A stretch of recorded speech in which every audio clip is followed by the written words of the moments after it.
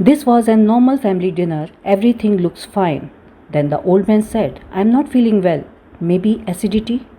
An antacid was given to him. He went to sleep and never woke up. Because what he felt was not acidity. It was an inferior wall myocardial infarction, speaking the language of the gut. Let's understand the anatomy behind that deception. The inferior wall of the heart, usually supplied by right coronary artery, lies close to the diaphragm.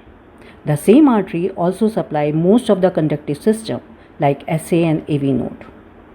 Pain pathway of inferior wall MI. When the right coronary artery gets blocked, the inferior wall begins to suffer. Ischemia sets in and ischemic myocardium releases adenosine, bradykinin, lactate which stimulate the visceral pain receptors. And from here, the pain begins its journey through two parallel pathways. First, the sympathetic pathway, where the signal travels along the sympathetic route. From the inferior wall of the heart, pain fibers travels with the sympathetic nerves and enters the spinal cord at T5 and T6, the same segment that carries sensation from the epigastrium.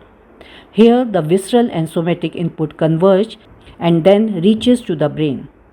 The brain interprets the signal using the body sensory map, the homunculus. And as usual, the brain projects the pain to the epigastrium, not the chest. Second is vagal pathway. Signals from the inferior wall also travels through the vagus nerve, reaching to the dorsal vagus nucleus which is located in the medulla and triggers a powerful parasympathetic response. This slows the heart, causing bradycardia and hypotension. At the same time, through the nucleus tectus solitarius and dorsal motor nucleus of vagus, the signal projects through the gut and causing nausea and vomiting. Cardiac distress and gut sensation travel together, arriving at the brain as mixed signal, and the brain labels it as gastric discomfort.